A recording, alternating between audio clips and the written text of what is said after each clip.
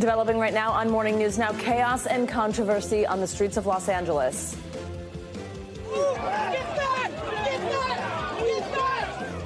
Protesters clashing with law enforcement, including the National Guard, during a weekend of protests over federal immigration raids.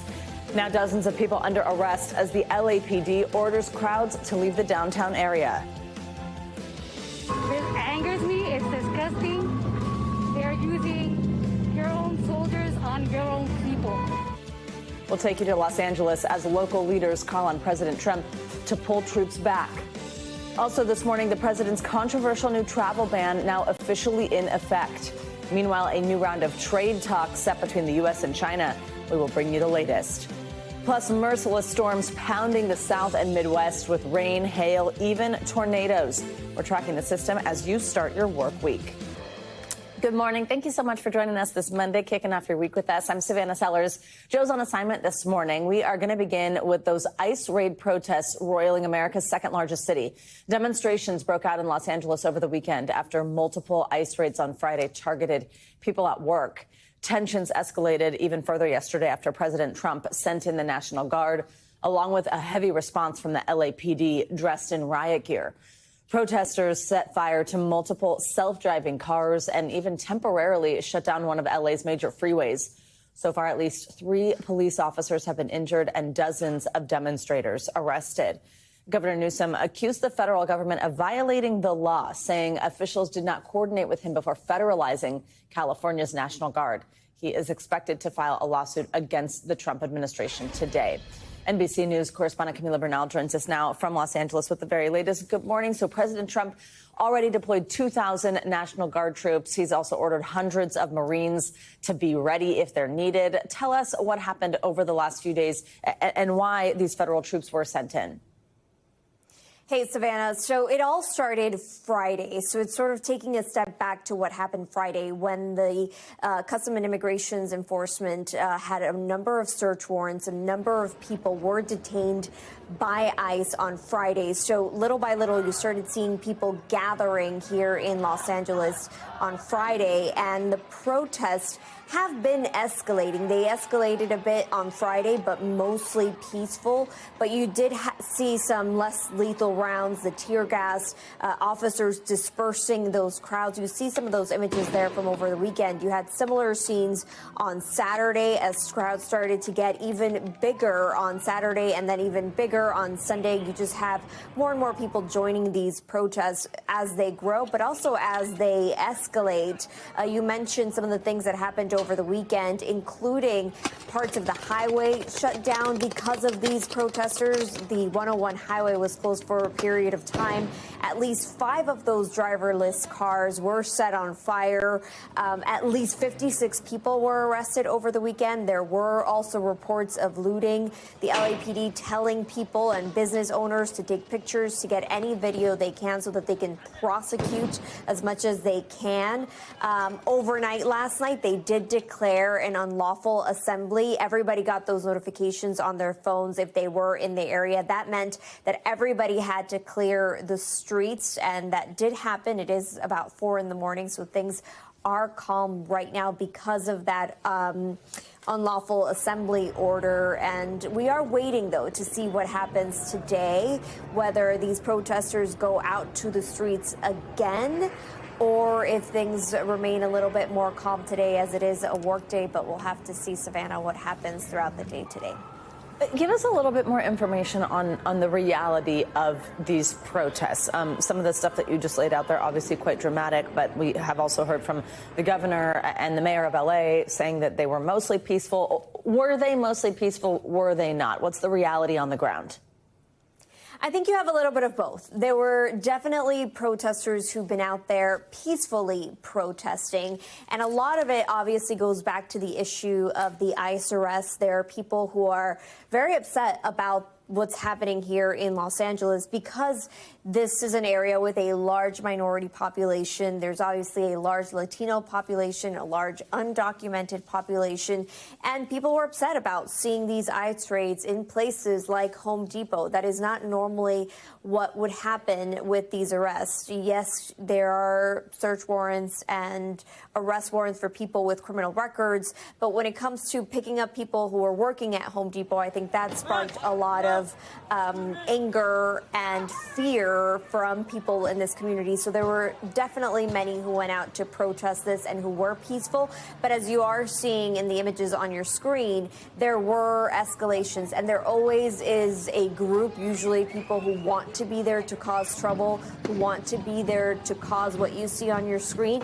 And we definitely saw that escalation after the National Guard came in. So it does become political, it becomes heated, it becomes tense, and it does become chaotic in certain points as these protests continue. Savannah. Governor Newsom was quite critical of President Trump yesterday. This was on MSNBC, blaming him for these events unfolding. Let's listen to a little bit. This is about command and control. This is about power. This is about ego. My way or the highway. This is a consistent pattern of practice, of recklessness.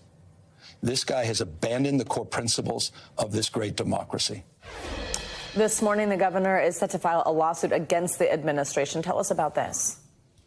Yeah, so normally the National Guard comes as a request of the governor. That is not what happened in this case. Governor Gavin Newsom saying he does not want the National Guard here. He feels like this fuels this situation and creates the chaos. He said he spoke to the president on Friday, and they did not speak about bringing in the National Guard. So he said that the president lied to him and lied to the public as he said that these National Guard troops were needed in L.A. Now, the president has been posting on social media. He's posting a lot, saying that troops need to be brought in, speaking about people needing to be arrested, about people just looking bad here in L.A. So, again, you have two very heated parts of this argument, but in the middle there are people who truly care about these ICE arrests and who are upset, Savannah. Camilla Bernal, thank you so much for your reporting here and starting us out this hour. Well, President Trump is distancing himself from the decision to return a Maryland father to the United States who made headlines when he was mistakenly deported to El Salvador back in March, saying he wasn't involved. On Friday, Kilmar Abrego Garcia returned to the U.S. to face federal charges of human smuggling for the first time. He appeared in federal court in Tennessee that same day. President Trump said he thinks the government has a, quote, very easy case against him. Democrats have argued that the 29-year-old was denied due process when he was first detained and deported. And now this is all despite a previous court order barring him from being sent back to his home country. Well, let's bring in NBC News senior Homeland Security correspondent Julia Ainsley. Julia, good morning. So this battle over Abrego Garcia, it went all the way to the Supreme Court. Our viewers may remember it ruled that the Trump administration had to, quote, facilitate his return. That is something that Homeland Security Secretary Kristi Noem said would never happen. Who ultimately made this call to bring him back, and why now? Yeah, you can remember there was a big debate over what facilitate meant. There was that Oval Office meeting with the president of El Salvador saying he wouldn't bring Bukele back to the United States because that would be smuggling a terrorist back into this country. There was a lot of political turmoil over the fate of this one man. It's actually unclear who actually made the call because Trump is saying that he didn't. We could imagine that there was obviously some talk between perhaps the State Department talking to other officials at their level in El Salvador. And we also know that Abrego Garcia was moved out of that high security prison recently to a lower security prison where they say they do not have any members of MS-13. So it was in El Salvador's best interest to get him out of that situation as well if they're going to continue to make that call. Now, we did hear from Attorney General Pam Bondi when she announced that he would be returning because the Trump administration wants to be very clear he's not off the hook and they plan to prosecute him and deport him again. Here's what she said on Friday. Our government presented El Salvador with an arrest warrant, and they agreed to return him to our country. Upon completion of his sentence, we anticipate he will be returned to his home country of El Salvador. The grand jury found that over the past 9 years, Abrego Garcia has played a significant role in an alien smuggling ring. So on top of the back channeling between the Justice Department, State Department with El Salvador, there was also a secret grand jury meeting in Tennessee. And on May 21st, they delivered an indictment that remained under seal until late last week about his criminal activity, charging him with things he had committed around before 2019, including possibly smuggling people through the United States. So all of this coming to light now, Savannah. Julia, tell us a little bit more about the case against him. We heard some of it there from the Attorney General, but the president said that he thinks it's an easy case for the government, as I mentioned. Tell us exactly the charges here and where these charges have been since he was taken into custody back in March.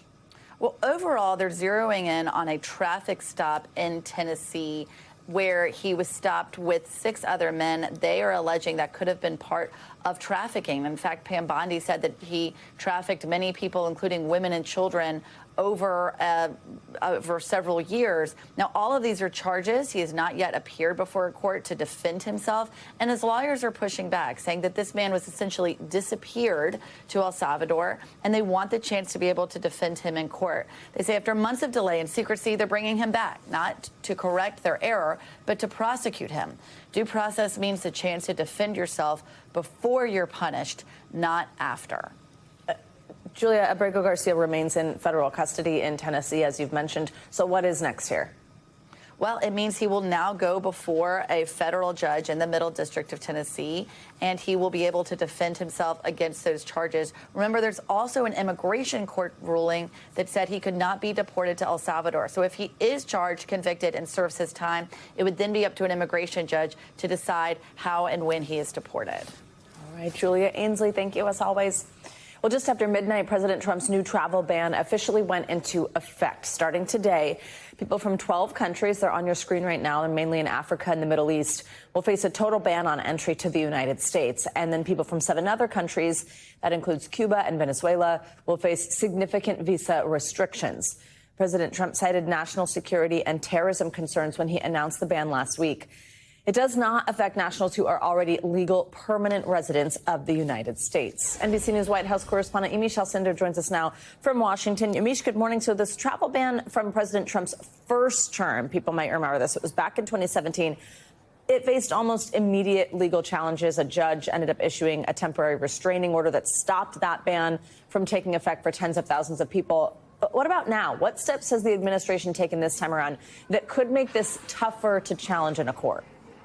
Well, good morning, Savannah. What's interesting about this new travel ban is that this is Trump 2.0. President Trump has learned from his first term that first travel ban was specifically targeting a lot of Muslim majority countries. And the president had been telegraphing that he wanted to ban Muslims specifically from coming into the United States. Now, in this new travel ban, it's more diverse in terms of the countries. You have, of course, as you said, the Middle East and Africa, but you also have Cuba, you have Venezuela, you have Haiti. So there are other countries that are on this list. And now the Trump administration is saying this isn't just about religion. This is about what they say is national security risks and terrorism risks, saying that some of these countries aren't doing well when it comes to vetting the people that they're allowing to come to the United States. They're also saying that they had a study done and that some of the states and some of the countries that they're looking at in particular, that they're known for their residents overstaying their visas frequently. So this is in some ways President Trump and his allies and his aides trying to in some ways really tailor this travel ban. I think the big question and the big test will be whether or not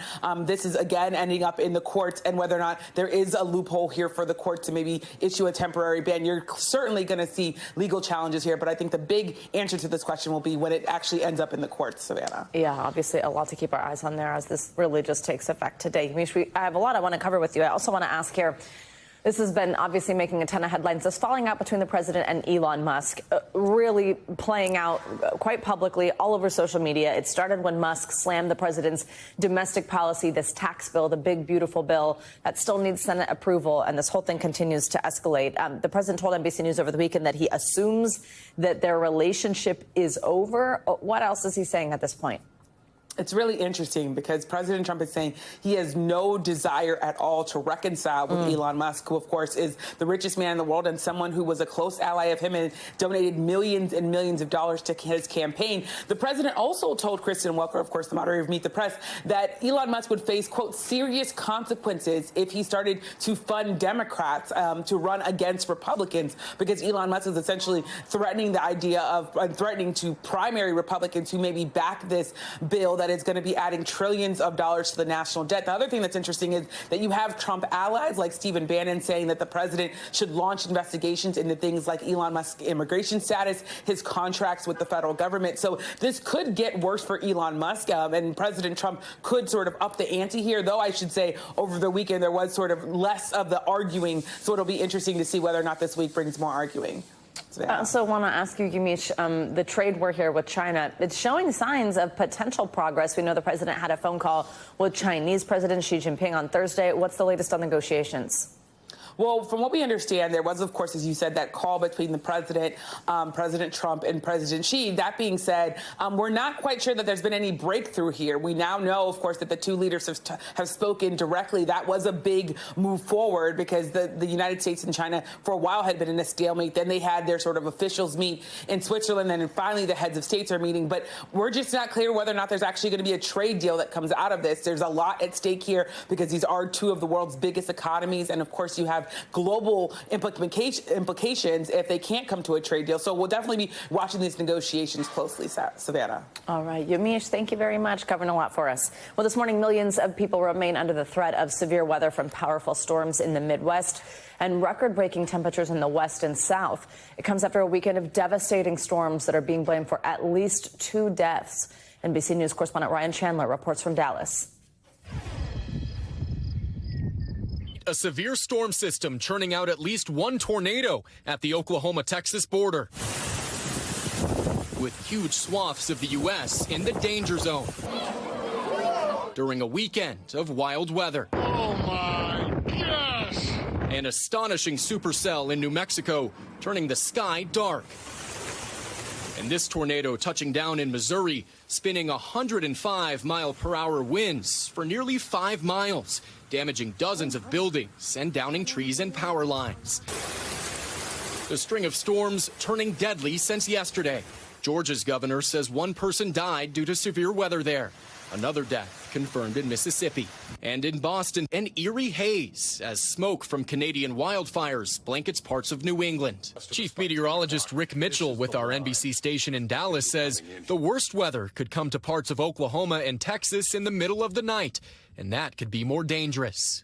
It's those people that go to bed at 9:30 and it's doing nothing. And then all of a sudden, bam, a tree goes through a window, wakes them up. Those are the folks that, I have concern. Absolutely. Well, let's get a check on the potential for more severe storms moving across the South this morning. Michelle Grossman is here in studio tracking the trouble for us. Hey, Michelle, good morning. Good morning, Savannah. Yeah, it was a tough weekend for many, and we are once again tracking storms even this morning, and then we're going to track them all day long. So this is what it looks like in the South. Lots of lightning. We're looking at heavy rainfall, hearing that thunder, looking at that lightning, and we're seeing hail as well. So this is moving to the east. It's a long cold front, so we're going to see these storms along this cold front moving very slowly today. We're going to see them targeting portions of the Tennessee and Ohio valleys. This is what it looks like. There's that cold front. So you're going to see the storms all along this front as it moves into that warmer air. So the cold front moving slowly, targeting the Ohio Valley and also the southeast. Then as we move throughout tomorrow, still looking at storms, and unfortunately looking at storms in the morning along the I-95 corridor. So if you are planning on flying out tomorrow for business or for fun, you might want to call ahead because we're going to see some strong storms tomorrow morning as that cold front comes through. And then later in the afternoon, the tail end of this cold front, we'll see some storms in the southeast and also the Gulf Coast. This is what it looks like today. It's a lot of people, 40 million people stretching from portions of the Great Lakes, the interior parts of the Northeast, down to the southeast. So Pittsburgh, Charleston, West Virginia, Atlanta, Savannah, Montgomery, down to Jackson. Could see some strong storms, winds gusting up to 60 miles per hour. That could cause damage on its own. Could see some hail. A few tornadoes are possible as well, along with that heavy rainfall. Then as we go throughout tomorrow, we're looking at some major cities along the I-95 corridor. corridor. We're looking at Philadelphia, Norfolk, Wilmington, down to Charleston, South Carolina, and also looking in portions of the South. They've been hit so hard. The ground is so saturated, and we are looking at more storms tomorrow. Again, could see hail, damaging winds, heavy rain, and the chance of a few tornadoes in spots. So rainfall, this is a big story, too. We are looking at the chance for some flooding in spots because we are so saturated and because these storms are very soupy, very summer-like, and they're dropping a lot of rain. So where you see those darker colors, that's where we're looking at the reds, the oranges, the yellows. That's where we could see some of that heavier rainfall. Dangerous heat, too, Savannah. We're looking at 13 million people in the West, and we're looking at temperatures soaring into the 90s, near 110 in some like spots. Seattle, wow. I know, it's tough. It's tough. So well above normal for this time of year, anywhere from 10 to 25 degrees above normal. And it can be dangerous in places where not everybody has air conditioning, not everything equipped. All right, Michelle, thank you so much. Sure. Well, a dramatic scene unfolded here in the waters off New York City over the weekend. At least 22 people were injured after a boat caught fire offshore from the Bronx. An investigation is underway, and a man is now facing charges after a massive rescue effort. NBC News correspondent Maya Eaglin has the details. Terrifying moments as a boat bursts into flames. 33-year-old Joshua Brito, now charged with reckless endangerment and driving while intoxicated in connection with the incident. Hard Island, multiple people in the water, I need assistance. The chaos sending frightening passengers scrambling. First responders arrived to the scene. Oh my God, look! As plumes of smoke filled the air. We knew we were going to have a high patient count when once we got on scene. According to authorities, at least 22 people were transported to local hospitals, one with serious injuries. I saw a very, very heavy black stack of smoke coming, and that was so scary that I thought the whole Hard Island was on fire. I knew it was something pretty serious, and I heard that it was a boat that was on fire with injuries. Rescue crews rushed to reach the passengers. Officials say most of them had to swim all the way over there onto Hard Island before crews were able to rescue them and bring them back here to City Island. The investigation remains ongoing as the NYPD and U.S. Coast Guard try to determine what caused the dangerous fire. Maya Eaglin, NBC News, New York. Well, after nearly 2 weeks on the run, the so-called Devil in the Ozarks, a former police chief convicted of murder, was finally apprehended. After making his brazen jailbreak, he was caught just within walking distance of the prison. NBC News correspondent Aaron Gilchrist has the latest. Escaped Arkansas inmate Grant Harden, surrounded by law enforcement in the woods Friday afternoon, found less than 2 miles from the prison he escaped on May 25th. Tracking dogs picking up his scent and leading search teams right to him. Next thing we know, they're hauling Grant Harden out from back here. Harden was convicted in the 2017 murder of James Appleton, a Gateway, Arkansas city worker who Harden shot in the face in broad daylight. I just want to thank God for answering prayers. I spoke to a family member of Appleton. We agreed not to show their face because they still fear for their safety. The relief is that he is captured, but we all know that when you're in confinement, you still have connections outside.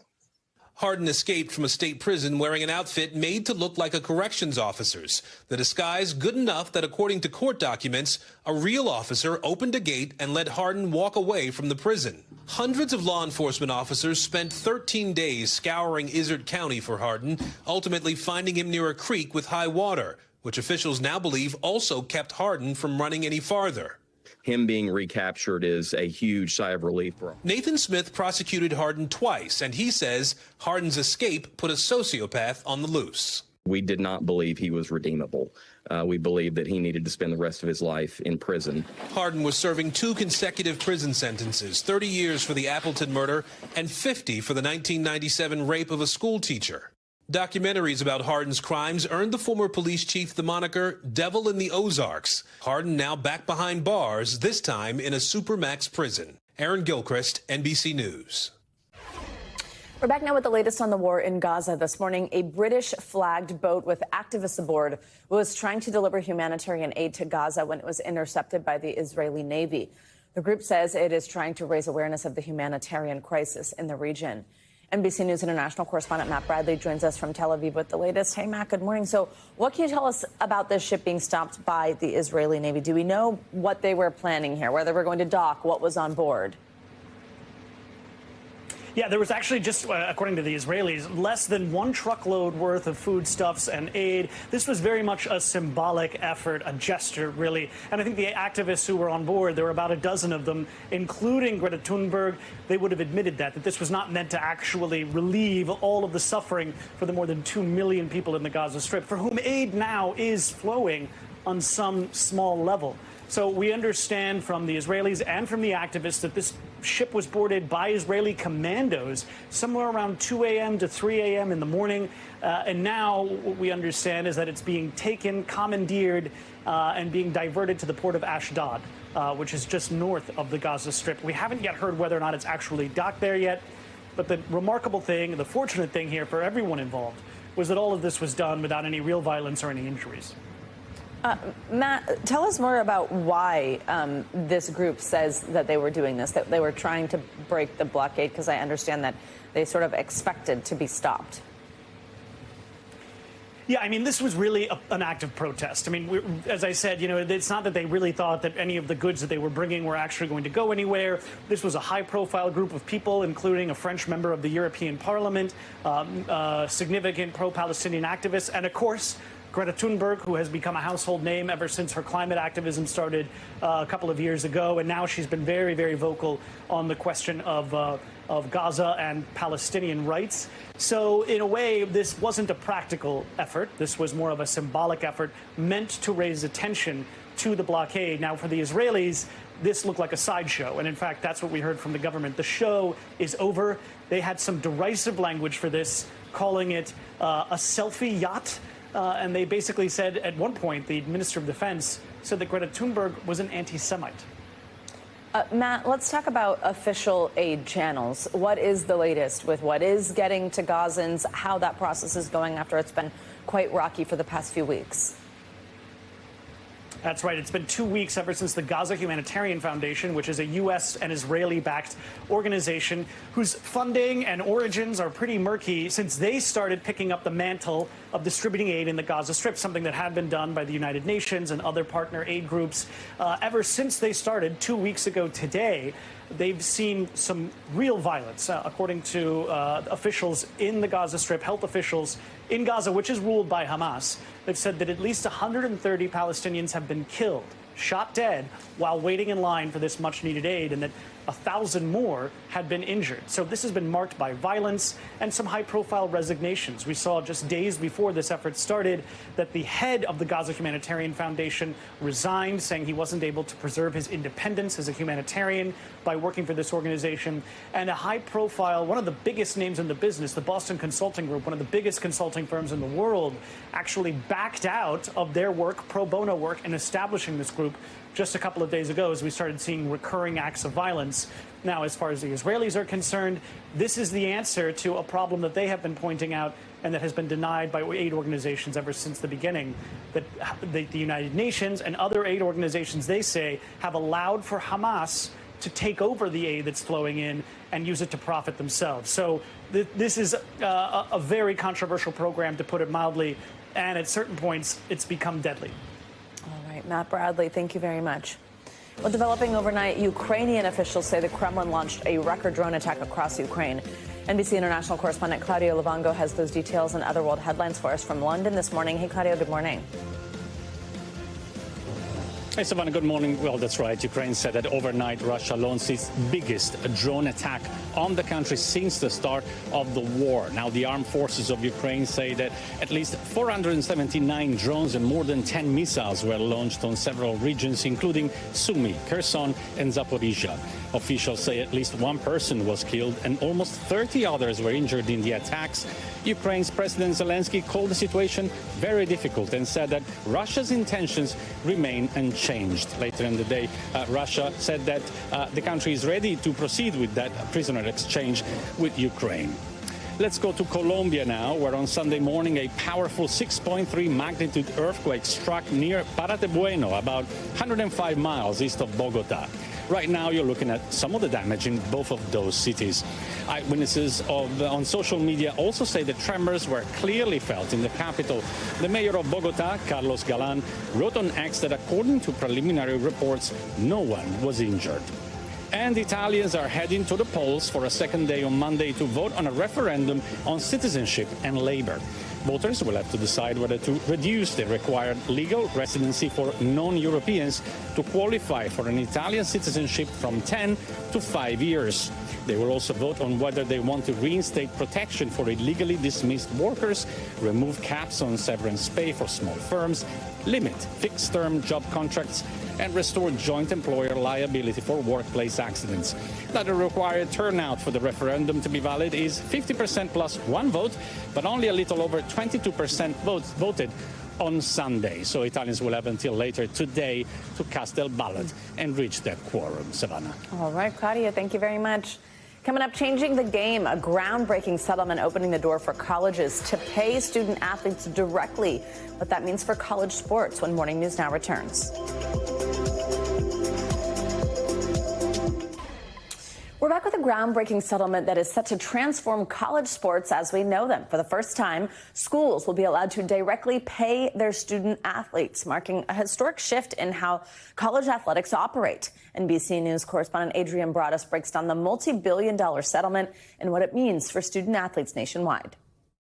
It's arguably the most monumental, game-changing play in the history of college athletics. A sweeping settlement clearing the way for colleges to start paying college athletes. College athletes have always been in sort of an unpaid workforce, but starting July 1st, that's all going to change. Friday, the NCAA settling after years of litigation. Its president, Charlie Baker, saying in a statement that this, quote, opens a pathway to begin stabilizing college sports. It's a model once only available from outside parties. Check this out.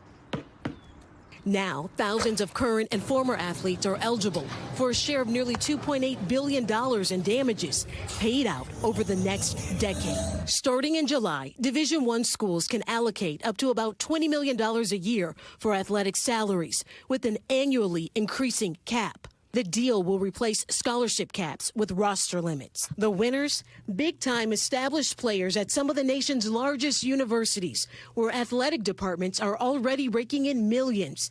In other words, your star quarterback is about to be paid like one. But some worry about so-called non-revenue sports, or usually anything other than men's basketball and football. With athletic departments now having to share the pie, some schools may even choose to cut smaller sports that don't bring home the bag, including ones that produce Olympic athletes. I think a lot of those opportunities will go down, and that's a sad thing, too, because I think fans love those stories. Now, athletes can make some of their biggest scores off the field. Adrian Broadus, NBC News. Let's bring in NBC News legal analyst Angela Sanadella for more on this. Angela, good morning. So an interesting one, nuanced, a lot of layers here. This settlement puts an end to these 3 federal antitrust lawsuits. This was saying that the NCAA was illegally limiting the earning power of athletes, as I understand it. Explain to us exactly what happened here in this decision. Sure. So, look, years ago, college athletes couldn't get paid at all. But in fact, actually, this single judge has had an outsized impact on how much college athletes can make. So actually, 11 years ago, she is the one who ruled in favor of college athletes being able to get third-party name, image, likeness deals. And that was a game changer. And then 5 years ago, the swimmer, Grant House, sued in a class action lawsuit to be able to get paid from universities themselves. So now here we are today, and the judge approved a settlement agreement between the colleges, between the NCAA, between these commissions, and also athletes to be able to now make money directly from the universities. There is a cap, as Stephanie mentioned, of about $20.5 million, and that's starting, so it could increase over the years, but that has to be spread across all sports, so not just the revenue-generating ones. Oh, which is interesting. So what does that mean for some sports that might not be, it's not going to be the star quarterback necessarily, but for other athletes? Yeah, so there's a lot of question there, right? There's also legal implications, possibly Title IX lawsuits. We're likely not going to see a lot of money now being put towards, for example, women's sports, but really the primary moneymakers here are going to be men's football and men's basketball, because those are the ones that generate revenue. Also, because of this cap, though, that means that the schools are only going to be able to provide money to certain sports. Are there rules here? How does this end up being regulated? Yeah, so there is a whole new enforcement commission that has just been started, the College Sports Commission. It's going to be headed by Brian Seeley of the MLB, who is formerly also an assistant U.S. attorney and investigated Shohei Ohtani, among others, at the MLB. and they're going to be in charge of making sure that schools comply, that there is no shady things happening, no tampering, no kind of using NIL, name, image, likeness deals to go around these salary caps and to make sure that everyone's playing fairly. You mentioned things like Title IX lawsuits, these types of ways that this commission will be watching out. What legal battles do you imagine could come from this? So there are a lot, especially just given the enormous amount of damages involved. So first of all, this damages amount could also continually be appealed here, especially because it's also looking backwards to athletes starting from 2016. So not even just the ones moving forward. There's also different laws in place right now by state based on what's allowed, name, image, likeness, and new laws kind of being passed by states all the time. So all of this is likely going to continue to be litigated in court moving forward. All right, Angela Sanadella, a fascinating one. Thank you so much. Well, coming up, ticket shock, music lovers making noise about the soaring prices of concert tickets. We will look at the fine print to find out why they are so expensive. You're watching Morning News Now.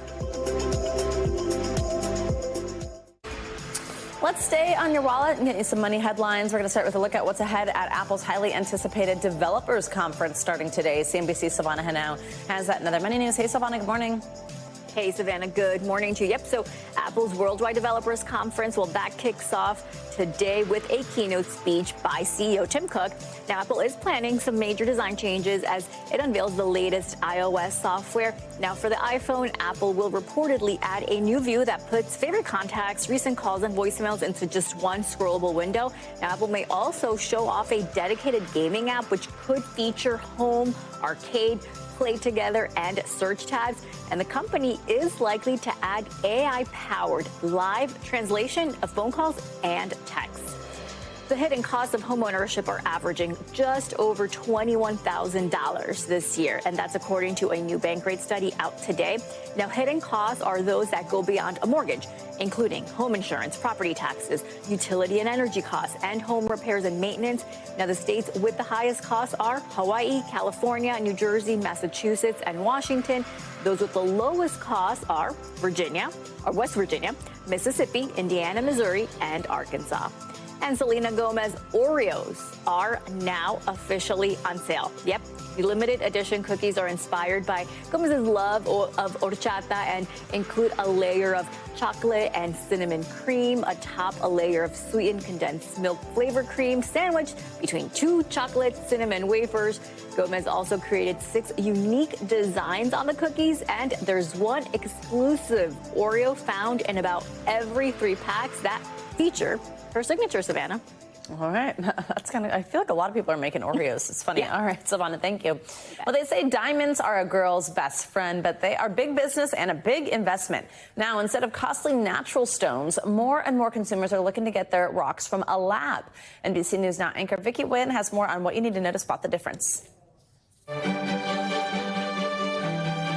have friends that have lab grown, and I don't know the difference. Totally. Now, more than ever, couples are saying yes to lab-grown diamond engagement rings. These stones are made in a lab instead of being mined from the earth like a natural diamond. And now the technology is so good, they look exactly the same. This is so beautiful. Last year, lab-grown diamond sales grew by nearly 13%.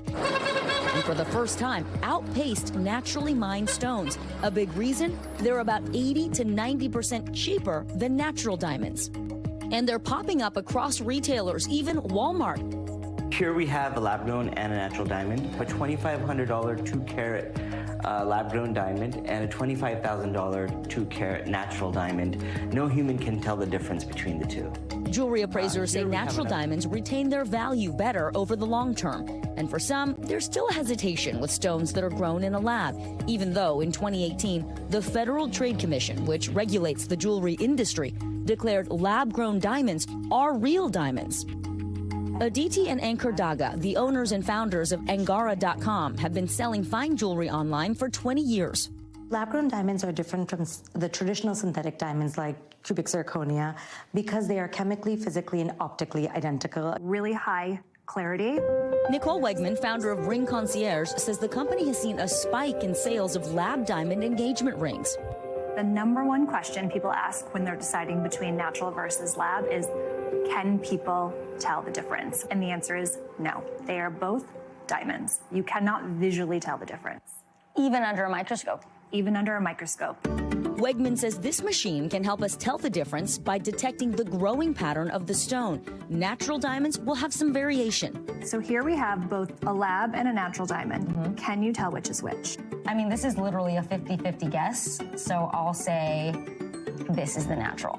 Okay, so your guess was the bottom diamond. Let's see.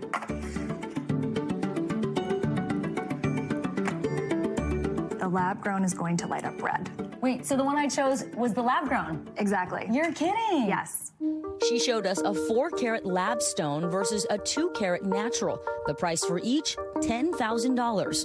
So one is twice as big as the other, but the cost is the same. And a higher color and clarity. Exactly. So these are the decisions that customers make when they come in. Alvera and Sulman plan to get engaged this year. We could take the money that we saved on the lab diamond and put it towards the next chapter of our life, which would be maybe getting a home. It's not just cost. Studies last year revealed lab diamonds are especially appealing to Gen Zers for sustainability, a priority for Sam Elfman, who's in a serious relationship.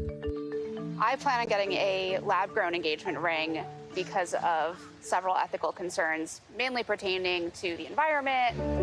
But don't count out natural diamonds. Sam's sister Monica says she only considered natural stones for her ring. I liked the traditional element of a natural diamond. I just like the idea of having something with real value and sentiment. Whether you choose lab or natural, jewelry retailers say a diamond is forever.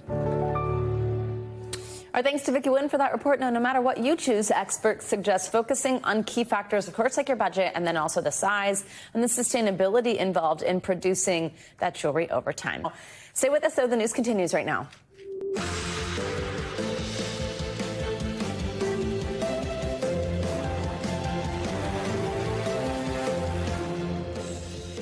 Good morning. Thanks so much for kicking off your week with us. I'm Savannah Sellers. Developing right now on Morning News Now, a city on edge. This morning, tensions mounting in Los Angeles after a weekend of clashes over federal immigration raids initiated by the Trump administration. What we're seeing in Los Angeles is chaos that is provoked by the administration. And deploying federalized troops is a dangerous escalation, but we need to be real about this. This is about another agenda. It's not about public safety. There's clearly no plan, and there is clearly no policy. Now, dozens of protesters under arrest as local leadership calls on President Trump to pull troops back. We are in LA with the latest. Also this morning, irreconcilable differences. President Trump telling NBC News he has, quote, no reason to repair his relationship with former advisor Elon Musk. Meanwhile, on Capitol Hill, Republicans pushing ahead with the president's so-called Big Beautiful Bill and a new travel ban now in effect, barring citizens from a dozen countries. We are tracking it all. Plus, from thrills to terror in a matter of minutes after a skydiving plane crashes after takeoff. What officials are saying about what happened. And Broadway's big night. That's right, some of the biggest names in theater honored at this year's Tony Awards. We will bring you some of the most memorable moments, including some historic wins in what's become Broadway's most profitable year ever. Thanks again for being with us on a Monday. We're going to start this hour with the escalating tensions in Los Angeles over these immigration raids. Protesters clashed with police yesterday, lighting several self-driving cars on fire and shutting down a major freeway after President Trump deployed the National Guard against the wishes of Governor Gavin Newsom. Now, Newsom is formally asking President Trump to reverse that deployment. He blamed Trump for creating the chaos, calling the events in Los Angeles a, quote, manufactured crisis. NBC News correspondent Liz Kreutz has the latest from L.A. Well, hey, Savannah, good morning to you. It seems to be a temporary moment of calm right now here in downtown L.A. after what's been an extremely tense night and weekend of protests. This is some of the damage from those protests. These were Waymo cars that were set on fire. We were here. We saw the protesters set several of them ablaze. We saw protesters shut down part of the highway here. Intense clashes with police who deployed tear gas, pepper spray, rubber bullets to disperse the crowds. This, as President Trump has deployed 2,000 National Guards troops here to L.A., a move that the California governor is calling illegal and saying has only inflamed the protests. Overnight, police in riot gear facing off with anti-ICE protesters in downtown L.A., now declared an unlawful assembly area. Multiple people arrested as tensions flared. The clashes escalating over the weekend after first erupting Friday following workplace raids by federal agents at multiple locations across LA. On Saturday, President Trump invoking a rarely used law to call up the National Guard, defying California's governor, who argued he would only inflame protesters who took over a major interstate Sunday, bringing traffic to a standstill. We're here on 101 right now. Protesters have shut down the freeway. You can see flashlights have been going off. Police are closing in. Protesters are running southbound. Let's go. Police dispersing the crowd with tear gas and rubber bullets. Police cars set on fire, and the LAPD chief saying officers were targeted overnight. Tonight we had individuals out there shooting commercial-grade fireworks at our officers. That can kill you. Protesters setting multiple Waymo self-driving cars on fire, the company pausing operations in downtown LA. Demonstrators voicing their anger over ICE's presence in the city. We're not the problem. You know, immigrants aren't the problem. We're the solution. What do you think about the National Guard being brought in? I think that it's ridiculous because where was the National Guard on January 6th? On Truth Social, the president calling the protesters troublemakers and insurrectionists. We're going to have troops everywhere. And adding overnight, bring in the troops. The LAPD chief asked about the National Guard, saying he would have thought local authorities could handle it, but looking at the violence tonight, I think we got to make a reassessment.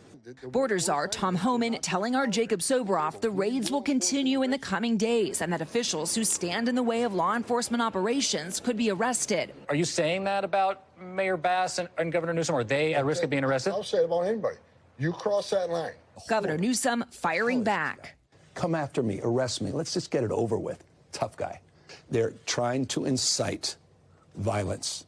They're trying to impose the kind of rhetoric that only makes the conditions worse, that quite literally put people's lives at risk.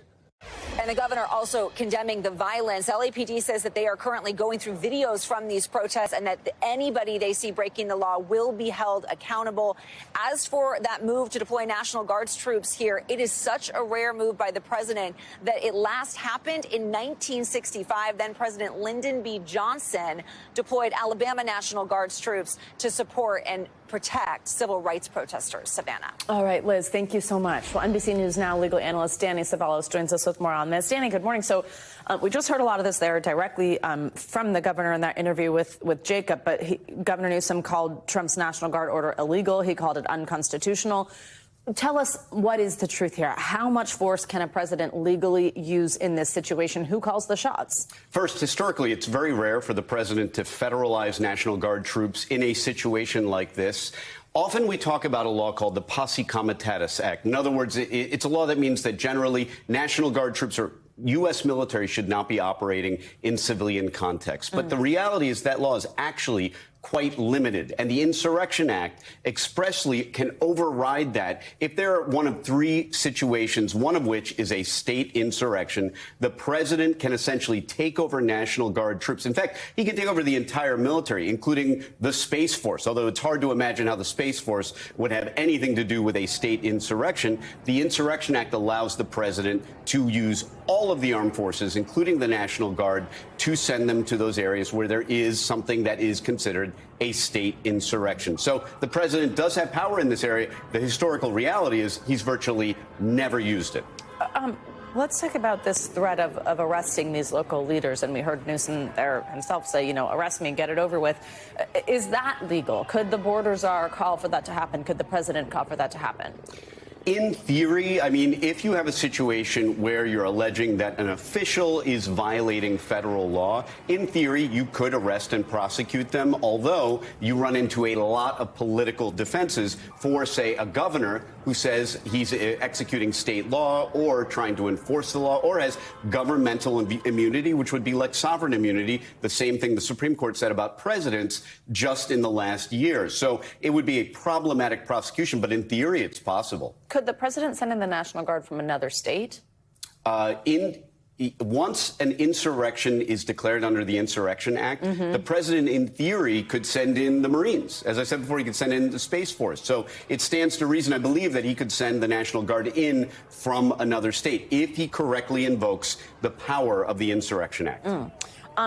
Protesting, demonstrating, that's a constitutional right. Where, though, is there a line from something that is legal to an illegal gathering? You know, it's funny. I've defended rioters in riot cases, and there is something of a gray area. But look, the bottom line is anything that's violence, threatening, any of the traditional things that take ordinary free speech, for which there is a constitutional protection, into the realm of crime. And free speech, the First Amendment, is not absolute. There are many, many, many exceptions, and we do criminalize certain kinds of speech. We also criminalize conduct when it passes beyond speech into danger. Those images you're seeing right there, none of that's protected speech. Setting Waymo cars on fire, not protected speech. Firing fireworks at officers, not protected speech. Violence has never been protected speech. Speech about violence is protected. Violence itself is not.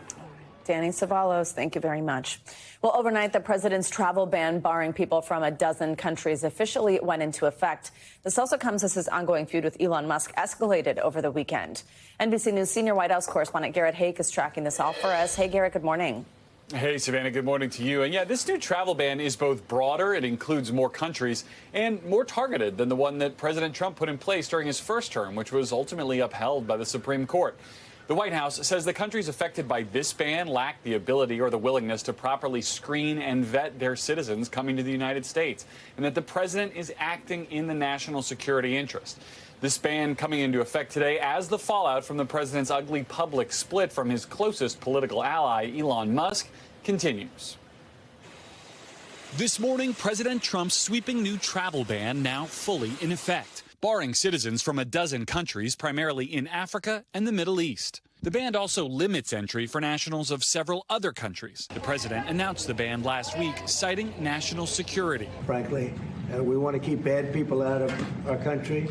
Democrats arguing the ban is bigoted and unconstitutional. Also this morning, the president is making it clear his one-time alliance with former top ally Elon Musk is over after their split exploded on social media last week, sparked by Musk's condemnation of the president's signature tax and border security bill. Elon and I had a great relationship.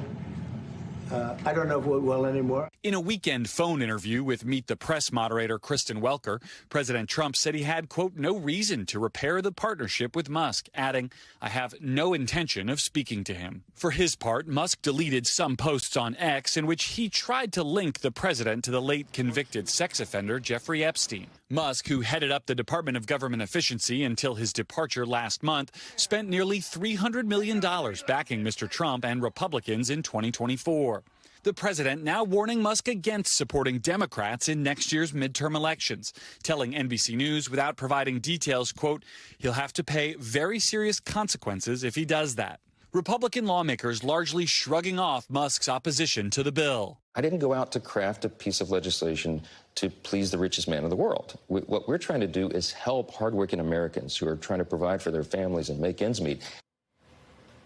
As for those hardworking Americans, the biggest news on the economic front today may come from far from Washington. American and Chinese negotiators are meeting today in London to follow up on last week's call between Presidents Trump and Xi.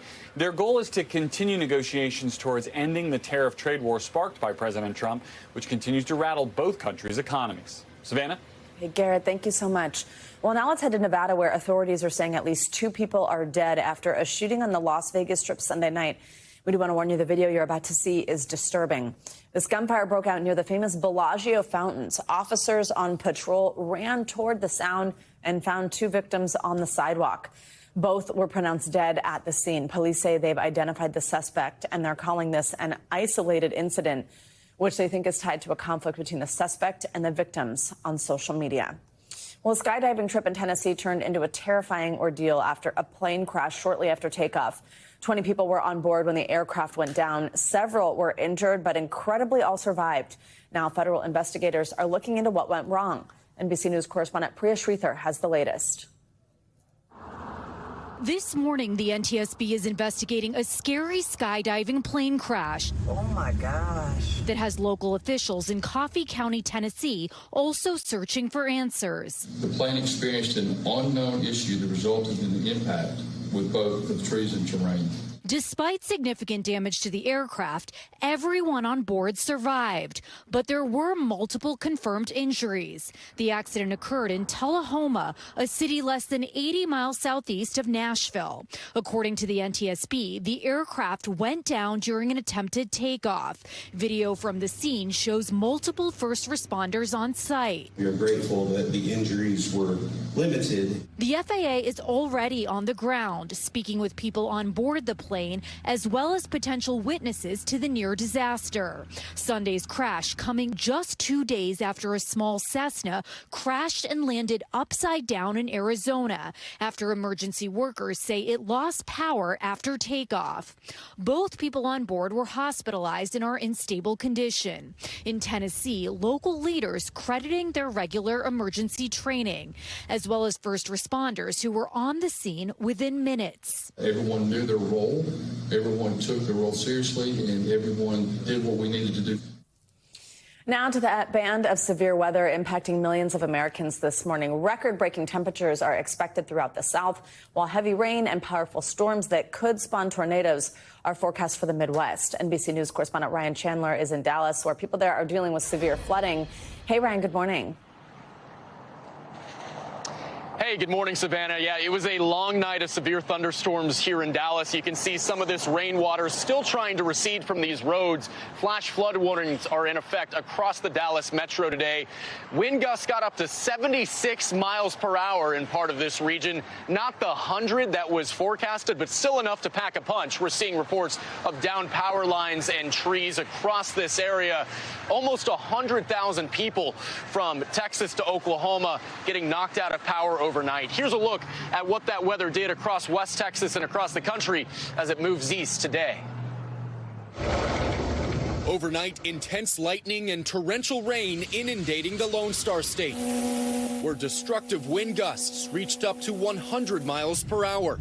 Hail blanketing roads in parts of the state as this monstrous twister touched down near the Texas Panhandle. It all comes after a weekend of dangerous storms sweeping across the South, where they're now blamed for at least one death in Mississippi and another in Georgia. The wind started blowing like crazy and tree parts started going everywhere.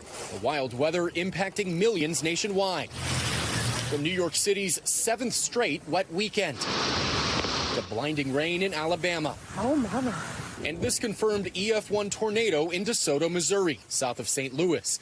Fire officials say 12 buildings were significantly damaged or destroyed, but thankfully there were no reported casualties. Across the Carolinas, downpours drenched parts of the region, and in Oklahoma, dangerous flooding stranded a big rig, and severe storms tore apart this historic building in McAllister. I think it just took, the wind just pushed it all. And in Tennessee, a sudden storm uprooted the Green family's massive oak tree, sending it crashing into their home directly above their 6-day-old son as his grandmother was rocking him to sleep. I jumped into that room and grabbed him, and then my dad and sister were right behind me and grabbed my mom. Incredibly, everyone walked away with just a few scratches. I mean, it seems like a miracle. Yeah. Absolutely. Today has been, for what could have been like the darkest day of our life, like has been filled with joy. Just an incredible story of luck for that young family. I've been thinking about that interview all morning, and I think it's a good reminder for everybody else as some 40 million people are at risk for high winds from the mid-Atlantic to the East Coast. To remember, watch those trees. Even high winds, even if they don't spin up into tornadoes, can be very dangerous if you have loose power lines, limbs around your home.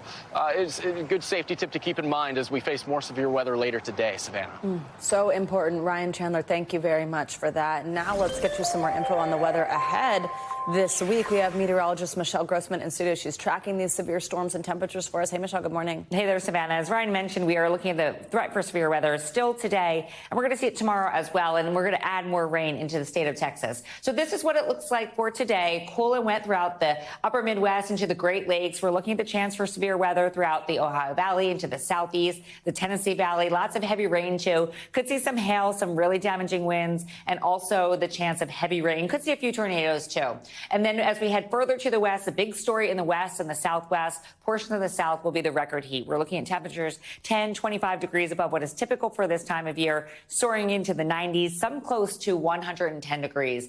And then as we near the middle of the work week, this is what I was talking about in Texas, a flood risk once again. We are so saturated. We've had storm after storm there, and we're going to add to that on Wednesday with some heavy rain. So we're going to be watching for flooding on Wednesday. The Intermountain West could see a few showers as well. Very hot still in the southwest. Notice those 80s, 90s, 100s, and then sunny and seasonal throughout the Northeast and Mid-Atlantic New England. So we're going to dry it out here on Wednesday. And it does look like Wednesday is going to be the pick day in this area before we start to heat up once again. Showers from the Carolinas down to the southeast along the Gulf Coast too on Wednesday.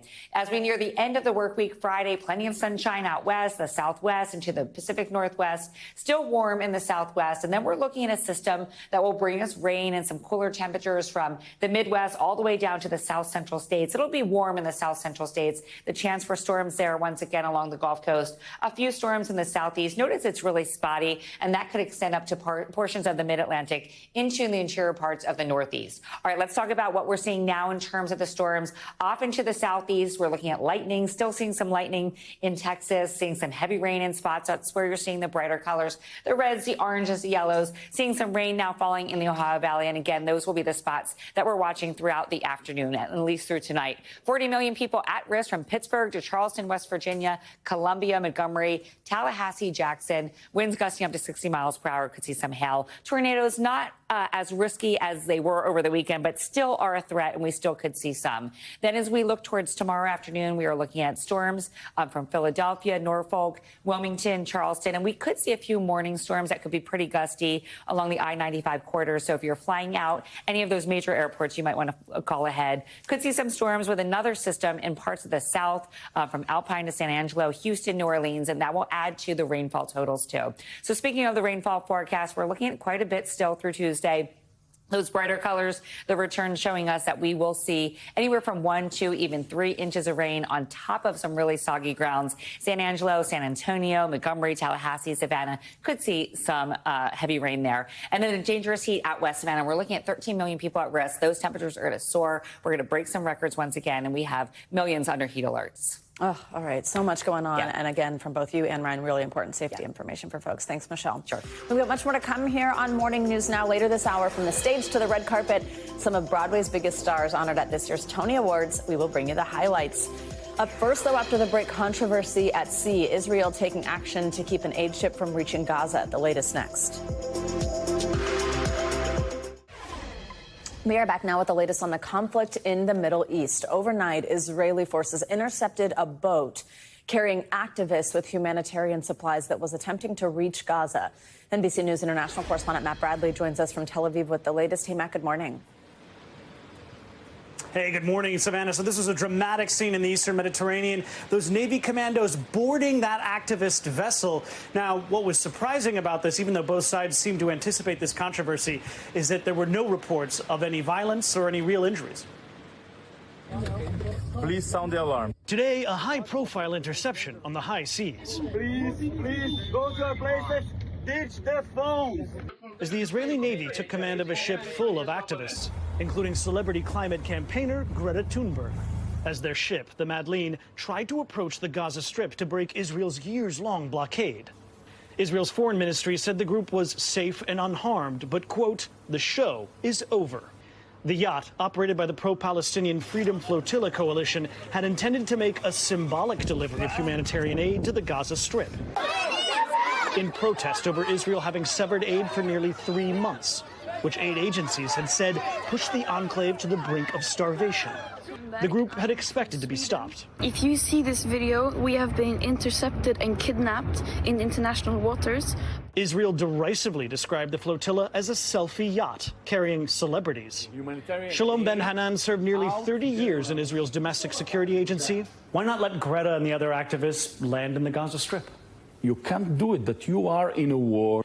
And you let some people who live on provocations to make their provocations in the middle of a campaign.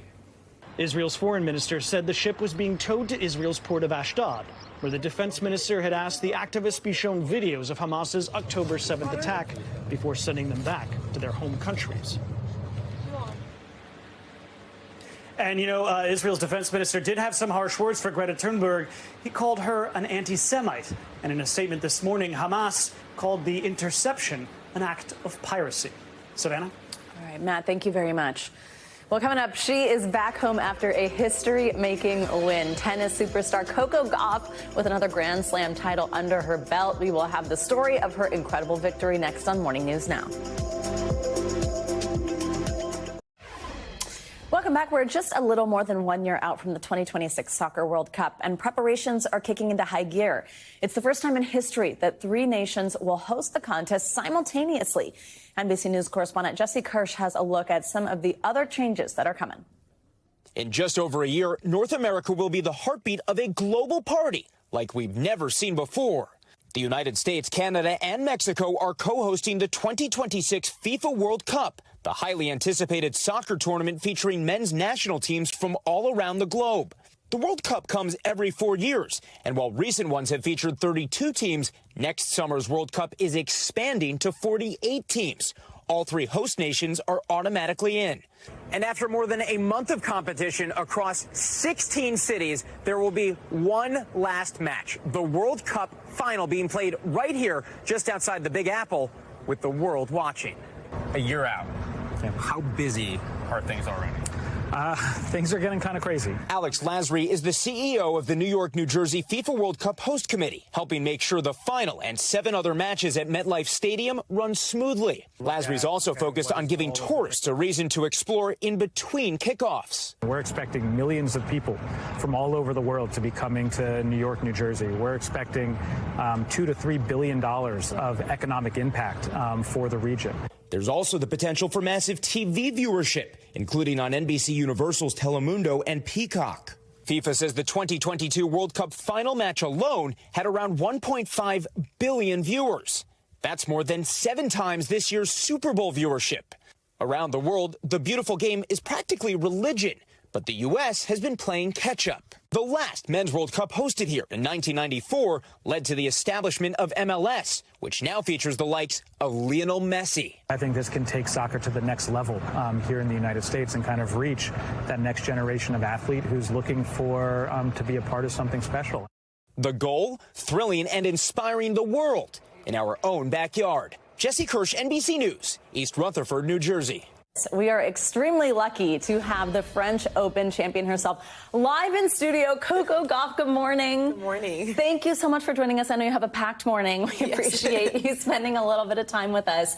First, let's just talk about, obviously, the win and how you're feeling. But you have said in the past that you needed a prior French Open defeat to get to this moment. Yes. What did you mean by that? Yeah, I think, you know, there was a quote that I grew up by, and it's forget your wins, remember your losses. And, you know, I always would push it over, but as I got older, I realized the importance of that. And when I lost in that final in 2022, I was like, I got to really remember this feeling so that I can be able to combat it next time if I got the opportunity. Absolutely. You also, I think we can pull up, you wrote multiple times these posts to yourself that you were going to be the champion. You've said that you had a dream about winning years ago. Here it is right here. Yes. What does manifestation mean for you? Like, how important is it for you and how you actually play? How does it change your ability to do what you do on the court to get yourself in that headspace? Yeah, it's been a big part of my process, especially with the last few months, because we get a lot of self-doubt thoughts, negative thoughts. And, you know, at first I would just try to not think it. And then actually, you know, I go to therapy and my therapist is like, instead of, you know, not trying to avoid those thoughts, redirect them into a more positive direction. So instead of being like, oh, what if I lose? And what if it feels like when I lose? Think about, oh, what if I win, or I will win and I can do this? So I just try to redirect those thoughts into a positive direction instead of trying to completely ignore them. In that same vein, when you were giving your victory speech, you quoted Tyler, the Creator. Yes. What'd you say? Yeah, he has a song and a lyric in Saint Chroma, and he goes, I ain't never had it down inside me, and if I ever told you that I did, I'm lying. And so basically I was like, deep down, I felt like I always knew I could do this. As a kid, I had that beaming confidence that I could do anything, and I feel like I lost that a little bit. So that, for me, I took that quote, and it was like, deep down, I always knew that I'd never had a doubt inside me. And this whole time that I had doubts, I was lying to myself. I love that he posted about it, too. Yes, I was excited for that. So cool. Yeah. You're the first American woman to win since Serena a decade ago. Yes. I mean, that is just such a legacy to put your name right on that list and cement it next to her. What's that mean to you? It means a lot. She's the reason why I picked up a racket in this sport and have the belief that I do. And for me to be able to be in any conversation with her, obviously she has her own legacy that will never be touched. But for me, just to even have like a 5% of that means so much to me. And dreaming big and watching her compete in real life. And I don't know. It's just crazy to say that 10 years later that I'm here with that trophy after she held it. So it means a lot. And, finally put the Americans back in that French Open conversation. It's amazing. Also, just like for people who don't understand, or maybe even people at home who are casual tennis players themselves, I feel like you can't overstate what playing on a clay court is like and how difficult and different that is and why that makes the French Open and Roland Garros what it is. How different is it? How much more difficult, or just how do you have to prepare differently for that? Yeah, obviously the movement is one thing, just sliding. I had to learn how to slide, and each time, it takes a few weeks, I think, for me to sometimes get used to it, and sometimes faster. And also the bad bounces, you'll see us smoothing out the clay with our foot, and it's just us trying to make the clay as smooth as possible so we don't get a bad bounce, because it does happen, and there's nothing you can do about it. So I always say clay, tennis in general is improvising, but clay is more so just completely about improvisation and kind of just being ready for the unexpected. Okay, girl, you posted on TikTok. This literally cracked me up. You said this is about celebrating. You said going out after winning a sporting event should be illegal. You're emotional, dehydrated, starving, and then they put champagne in your hand. Yes. What did you do? You have to tell us about your night. Yeah, so first it started, getting drug tested. So I got drug tested, and then after that I was doing all the press stuff, and then it was at my TNT interview. Mind you, I hadn't really drank anything after the match. I didn't eat anything, and they put champagne in me, and I took a few sips and stuff, and I was like, I'm good. And then 20 minutes later, I'm like, oh my God, I'm starting to feel it. And then we went out to eat dinner, and then we went to a club downstairs, and that was just one of the best times of my life. And I had a great time. It was a rough next day in the morning, but I said I'm only going to do that for Grand Slams. So yeah, I definitely wanted to enjoy it and be able to have those experiences. Oh my God, I love it. Okay, also your fits, including this one right now. Yes. But everything, how much do you love, everything you've done with New Balance and Miu Miu, amazing. Yeah. But also exactly what you were wearing through this tournament was just awesome. Yeah, being able to partner with New Balance and Miu Miu has been great. They did my on-court look for Rome, and then obviously doing the off-court looks for this whole kind of press situation. And yeah, it's really cool. I love fashion, and I love bringing new things to tennis, and walking on court with the leather jacket was really cool. And I'm hoping that we can do more exciting things for this sport, and bringing, kind of bridging that fashion and sport culture, especially when it comes to tennis. Also, last quick thing, even the women's champion sometimes is subjected to bad airplane Wi-Fi. Yes. It cut out for you during the men's final? Yes, we were watching the men's final, and it was 5 1/3, and it cut out. And,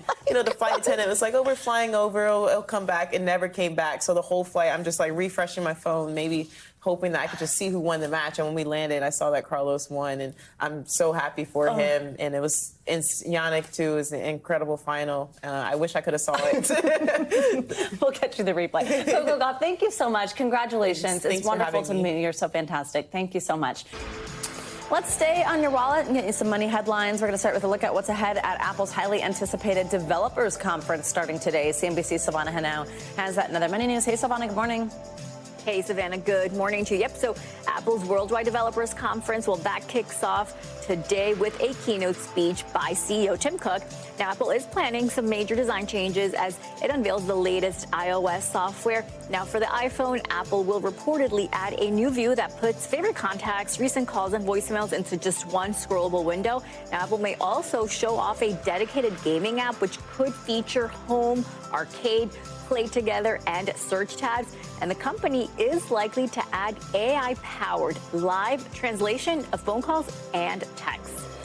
The hidden costs of homeownership are averaging just over $21,000 this year, and that's according to a new Bankrate study out today. Now, hidden costs are those that go beyond a mortgage, including home insurance, property taxes, utility and energy costs, and home repairs and maintenance. Now, the states with the highest costs are Hawaii, California, New Jersey, Massachusetts, and Washington. Those with the lowest costs are West Virginia, Mississippi, Indiana, Missouri, and Arkansas. And Selena Gomez Oreos are now officially on sale. Yep, the limited edition cookies are inspired by Gomez's love of horchata and include a layer of chocolate and cinnamon cream, atop a layer of sweetened condensed milk flavor cream sandwiched between 2 chocolate cinnamon wafers. Gomez also created 6 unique designs on the cookies, and there's one exclusive Oreo found in about every 3 packs that feature her signature, Savannah. All right. That's kind of, I feel like a lot of people are making Oreos. It's funny. Yeah. All right, Savannah, thank you.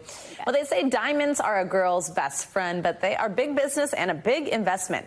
Now, instead of costly natural stones, more and more consumers are looking to get their rocks from a lab. NBC News Now anchor Vicki Wynn has more on what you need to know to spot the difference. I have friends that have lab grown, and I don't know the difference. Now, more than ever, couples are saying yes to lab-grown diamond engagement rings. These stones are made in a lab instead of being mined from the earth like a natural diamond. And now the technology is so good, they look exactly the same. This is so beautiful. Last year, lab-grown diamond sales grew by nearly 13%. And for the first time, outpaced naturally mined stones. A big reason? They're about 80 to 90% cheaper than natural diamonds. And they're popping up across retailers, even Walmart. Here we have a lab-grown and a natural diamond, a $2,500 2-carat lab-grown diamond, and a $25,000 2-carat natural diamond. No human can tell the difference between the two. Jewelry appraisers say natural diamonds retain their value better over the long term. And for some, there's still a hesitation with stones that are grown in a lab, even though in 2018, the Federal Trade Commission, which regulates the jewelry industry, declared lab-grown diamonds are real diamonds. Aditi and Ankur Daga, the owners and founders of Angara.com, have been selling fine jewelry online for 20 years.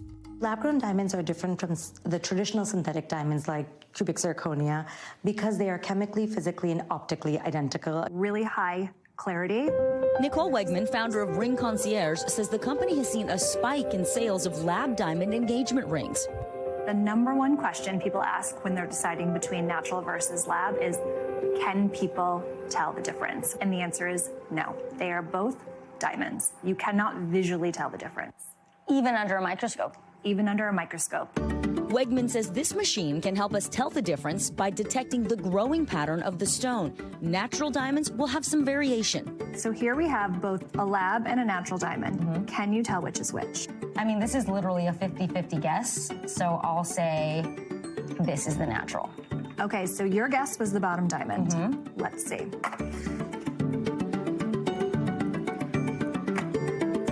The lab grown is going to light up red. Wait, so the one I chose was the lab grown? Exactly. You're kidding. Yes. She showed us a 4-carat lab stone versus a 2-carat natural. The price for each, $10,000. So one is twice as big as the other, but the cost is the same. And a higher color and clarity. Exactly. So these are the decisions that customers make when they come in. Alvera and Sulman plan to get engaged this year. We could take the money that we saved on the lab diamond and put it towards the next chapter of our life, which would be maybe getting a home. It's not just cost. Studies last year revealed lab diamonds are especially appealing to Gen Zers for sustainability, a priority for Sam Elfman, who's in a serious relationship. I plan on getting a lab-grown engagement ring because of several ethical concerns, mainly pertaining to the environment. But don't count out natural diamonds. Sam's sister Monica says she only considered natural stones for her ring. I liked the traditional element of a natural diamond. I just like the idea of having something with real value and sentiment. Whether you choose lab or natural, jewelry retailers say a diamond is forever. Our thanks to Vicky Wynn for that report. Now, no matter what you choose, experts suggest focusing on key factors, of course, like your budget, and then also the size and the sustainability involved in producing that jewelry over time. And that's going to do it for this hour of Morning News Now. Stay with us, though. The news continues right now.